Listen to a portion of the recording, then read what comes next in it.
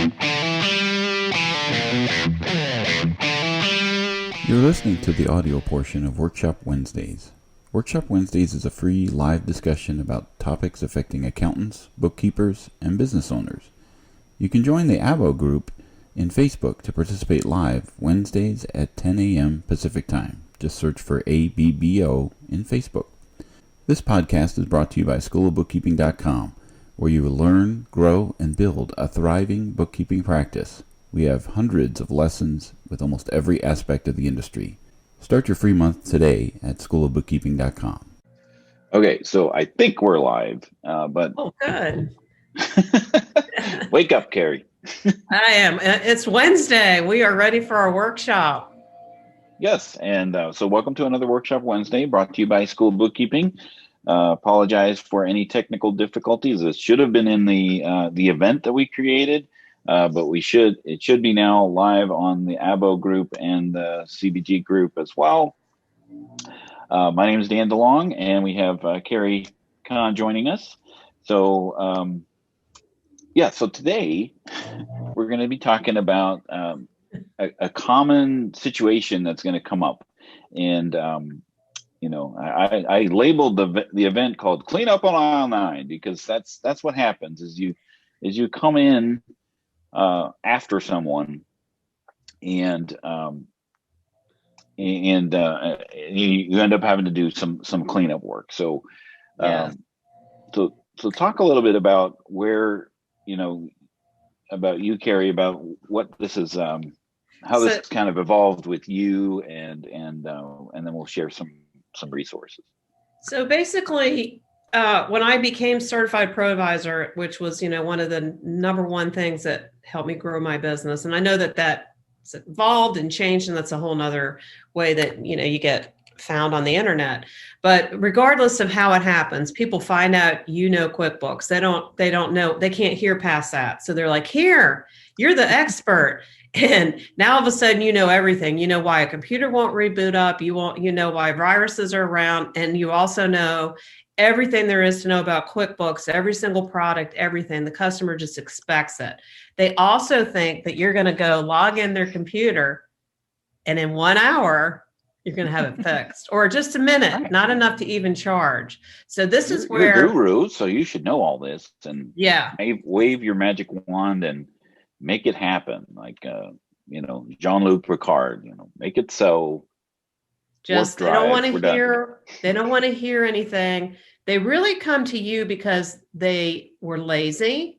They went ahead and bought the $100 software at Office Depot way back when. They tried it themselves. They may have gotten a checkbook rolling. They kind of knew Quicken. They think this is Quicken Books. It's a mess.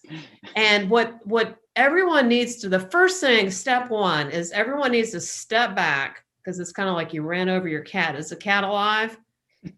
Okay, you need to step back and say, listen, if you'd taken the investment and the time to set this right in the beginning, it takes 3 times longer to untangle this mess. So think of, you're knitting a blanket and you skipped a stitch or a row or whatever the word is, and you got to go zzz and take it apart, or you put a puzzle piece in that really wasn't the right one.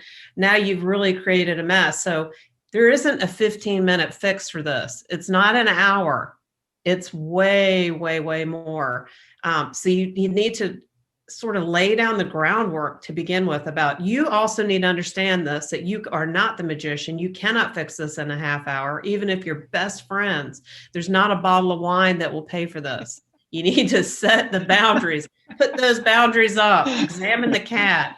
Are you sure there's not a bottle of wine that would pay for that? Wine does help, but that can't be the only payment, because if your billing rate is $150 an hour, I promise you it's going to take you more than an hour to fix it. So that might cause more problems depending on how good the wine actually is.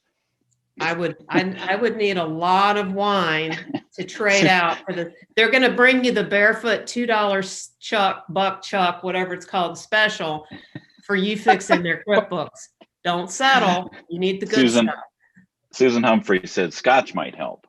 Yeah, but Susan can tell you it takes more than an hour to fix. So I learned along the way that the best way to do this is to almost act like you're a doctor doing a physical. You're going to give them a report of what's wrong.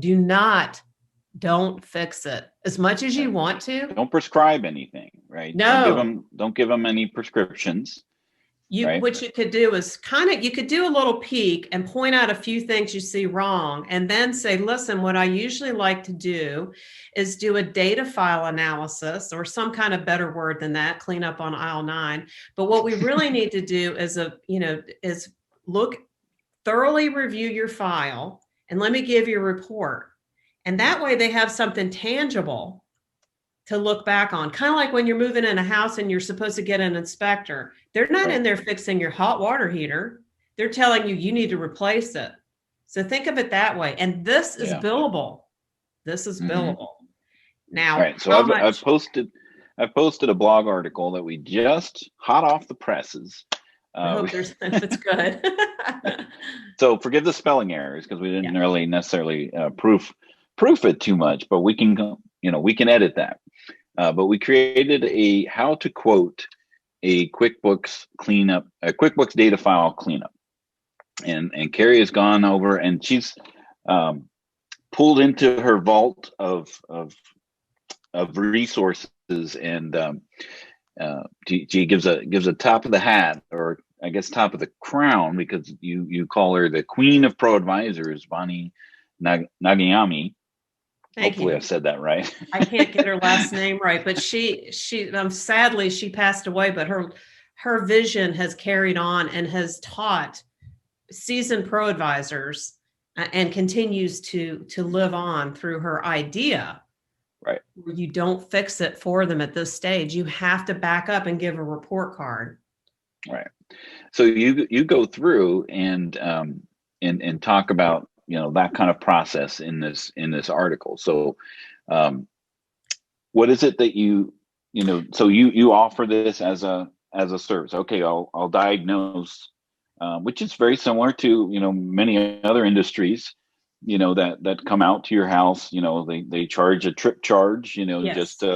just to come out and take a look and give you write up an estimate. You don't have to follow their instructions, but that's their professional opinion. If you want to get some various quotes, you can certainly, you don't have to follow those recommendations, but this is what you would see by looking at their file. So what I know most of your stuff is desktop focused, and we'll talk a little bit about how you can handle some of this in QuickBooks Online, because QuickBooks Online has created some of these things to help you with that. Right. But what is it you would do? You get their file, and then what? So and this is there's several ways to get the file. You could zoom in and look at it. You can just ask for a portable copy, so you can open it up on your side and take your time with it. Because really, if you're examining it in front of them, they're going to be like, you need to be able to collect your data and turn around and give a report. It's hard to do that on the fly. So I recommend getting a copy of the data file so you can, go through your checklist. And if you go back to my Understanding Your Balance Sheet course and that philosophy, that's really the best place to start. 9 out of 10, they have made a disaster of the balance sheet. So I go through each balance sheet item, and then you move to the P&L. That's sort of my method of doing it. Bonnie had actually designed years ago where she had a website, and she would ask you questions, you'd fill it in, and it would spit out a report. So, but you can do that yourself. You don't have to have the software changes, where to press the keys change. We now have QBO, but the same idea, no matter which program you're in, you really need to get a handle on each one of those balance sheet accounts and point out where it's wrong. And then at that point, you want to make sure you're charging enough for that analysis, or you have it as part of really charge for that analysis. You could charge 2 hours worth, you could charge 10 hours worth. You probably won't sell as many if you're saying, $1,500 to do it. So just come up with something that works, that's marketable, and that Right. you feel like the customer's getting a nice report, that you put yourself in their shoes. What would you want? And you feel like it was worth the money. And, some of the things that I also take into consideration is, when you're looking at these things, maybe there's some inefficiencies that they're doing that you might be able to recommend as part of the cleanup process that will, one, clean up those inefficiencies, and perhaps that's a revenue source for you. For example, I just I took on this coffee client, and I'm almost out. Sorry. I'm addicted to his coffee, but he sells on Shopify. He sells at farmers markets, and he sells wholesale, to his customers. So as we're talking, and he has a big mess of his books because his accountant said, "Oh, I'll make an adjustment." Right. And so he ended up making a $40,000 adjustment to revenue, offsetting to a bank account called undeposited funds. So right off the bat, that is incorrect. That's going to save him $40,000 of revenue because he's not going to have to pay on that. But all of those things can be handled with QuickBooks payments, right? His Shopify can be tied to QuickBooks payments. His in-person farmers markets he can take, and so he's not even accounting for the fees at all in his book. So I'm looking at those things and like he's just letting the bank fee handle these things, and so I know if I turn them on to QuickBooks payments, I am going to get something for that, just from that recommendation. So that is part of my long-term engagement with this client, being able to set that up, and he'll be you should be seeing that shortly, Carrie, because he's about to set it up. So that's another factor when you're considering, how do I quote this? What's the long-term strategy? Is this just a break fix type of situation, or is this some kind of long-term engagement that I'm going to have with this client? So maybe your monthly fees, maybe you just up that up a little bit, because you're going to be working to catch them up to a certain point, and then you figure that is going to be part of this, and maybe this is a learning process for you, and you kind of eat that cost at first until you have the experience to like, okay, this is not something I want to get involved with, with these types of situations. So I will price it so high they won't hire me, or something. Or find someone that loves that kind of industry or that mess, that understand. Some people don't like to track inventory, but untangle that it takes. Inventory is fun. It's just a lot of time. So right. Yeah. So you have here, look at the chart of accounts, look at the item list, maybe sales tax and payroll. The mapping, 1099. check the mapping. There's always errors with that.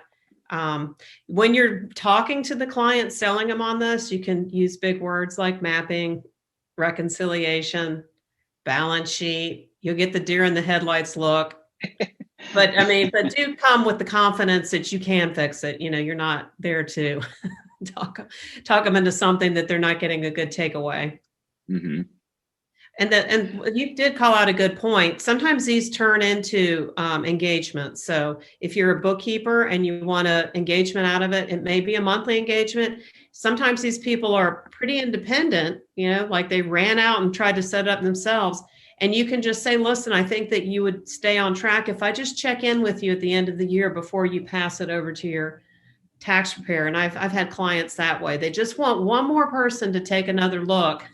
And you could do another one of these. You could do another checkup. You could just take that same format and say, guess what? Your bank, give them an A+ for bank reconciliation, or whatever it is. Report card. They've done. Give them a report card. Stamp, seal of approval from exactly. Yeah. So I wanted to show, like QuickBooks Desktop, you have the client data review as an option. And so if you do something like that where, where it's like, okay, I just need to review, it has tons of tools to be able to find a fix. So makes quick work of this cleanup type of stuff. So like if they've recorded a sales tax payment as a regular check, there's a tool inside of Desktop to be able to fix that. If there is tons of the cleaning up of undeposited funds, which is a huge issue, is a tool inside of QuickBooks Online, Desktop account, not online. Sorry. But when you're trying to figure out, okay, what am I in for? QuickBooks Online has this nice little overview. You should be seeing that shortly here. But this overview as the accountant. So when you're invited in as the accountant, this overview. Now this is a sample company, so don't get excited when you see all these things in here.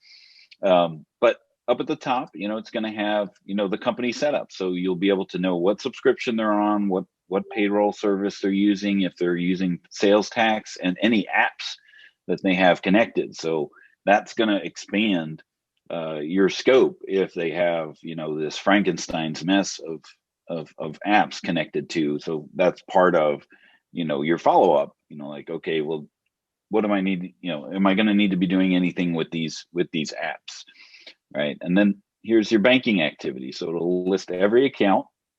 If there are unaccepted transactions, what's unreconciled, and whether or not what's the last time it was reconciled through. So right here, red flag, never reconcile. That's a big thing. So like, okay, well, I'm going to have to get them all caught up in the reconciliation. And then there's this section for common issues. So our undeposited funds, our favorite, right? How many transactions? Well, what's the balance of that? Okay, there's $237,000 sitting in undeposited funds. What's that all about? What am I in for? But there's 10 uncleared transactions. So it's like, oh, there's only 10. So maybe that's not too hard to clean up. But right here, I have 180 transactions, more than 90 days. There's $8,500,000 sitting in AR aging. Okay, so that's going to take a little bit of work to try to figure out what's the deal with those transactions. And somebody's going to need to clean up these 180 transactions. So that's going to give you, some kind of guidance there. Your favorite, opening balance equity, with a negative balance in there. Your balance sheet is, they have not done the balance sheet course. Right. Clearly. Clearly. Right. And then some negative asset and liability accounts. You wouldn't want to have those accounts be negative typically, especially if you followed along with Carrie's course on understanding your balance sheet, right? And then there's, the transaction volume. You can run reports or run a date range and see what, how many transactions they're entering in on a monthly basis, what kind of transactions those are, to help you figure those types of things out. So that is a nifty tool, especially in QuickBooks Online Accountant, to help you, sort through some of these things. So using that in conjunction with the blog article that we posted in the comments, that will give you, some guidance to be able to figure out, what am I in for, and what is the client in for. But as far as, choosing what did you do, Carrie, when you were figuring out, what would this cost for you in time, and how to quote those things with those clients? I just winged it. I would say, for $299, and this is, billing at $150, that was really 2 hours. It might not be enough time to do it. So you just sort of have to play it out on what you think that they would find valuable in your material, in your report. And they don't need to know that your QBOA has all these tools. It's there to help you. It's not something they have access to, but it does make it easier. But like you pointed out, there's 180 transactions that somebody has to touch. So that doesn't make it like take 10 minutes like they hope. Right. So do take advantage of your tools. Desktop has them too. We just didn't show them. And the other thing that I think is a really good call out, Dan, that I thought about while you were talking was often the customer does not understand what a balance sheet is. And sometimes pro advisors don't either. We're looking at just, screen by screen, slice by slice. You can invite them to join. They can be a member of School of Bookkeeping and do the class too. If it helps for the customer to learn some of the concepts already, and you don't feel like you can explain it, just have them say, listen, take the course, and then maybe we'll be on the same page. So you're not battling the idea that they don't understand the concept. And then once you've won that engagement, right? Hooray! They found some value in what it is that you've offered to them. It's like, well, especially in the blog article there where you have you didn't number them. It's at least 20 different things to look at. For them to look at. They'll probably look at that and go, oh, either I'm filled with confidence that this person can handle it, or I'm filled with this confidence that I can't. Right, either one, and you've won that engagement, and now you're working with your client. We're going to have a guest in a couple weeks talk about a solution to being able to communicate with your client faster, because if we're talking about sales tax, for example, and you have a question about something that you come across and it stops your work, you're done until you get that question answered. So we've been talking with some folks that have a solution to be able to work with your clients, so that you're not texting, emailing, Facebook messaging with those clients. It's all in one place, and all of the other noise that's out there that could interfere with your client communications and engagements is handled outside of that. You can fine if you want to message them about, how much wine did you have last night? Fine, do that, but not in this. Do that somewhere else. But keep all those documents organized together, and you can collaborate too. So if a team member is working with you, and it's not interruptive to their day, and it's allowing you to work back in your day. So it's a really cool solution, and they're going to come on in a couple weeks. Now next week we're going to have Joseph come on again. He was in with Relay. They've created a playbook for the cloud accountant for 2021. So he's going to come on and talk about that playbook and how you can get access to that. They did come on the QB Power Hour and talked about it. So we wanted to share that with your with our audience here today, or next week, actually, not today. Yeah, next week. So hopefully that gave you some good information today. And this Workshop Wednesday, Carrie, any closing thoughts? No, I would just create your own tool, create your own document as a template. And, I gave you in the blog article, you could copy the 22 that I have, and the customer might only have 5. I mean, just use what you can and make it your own, and show them what you're talking about without giving it away. That's the trick. Yeah, that's a problem I have. Here's your answer. Right. Oh, but at the same time, you do want to give a little bit away so that you show what you're talking about. You just don't want to do 10 hours of work for free. Just stop doing that. Okay. Or feel the wrath of the wag of the finger. Oh, I do have one more thing about on desktop. I recommend, well, and probably for both.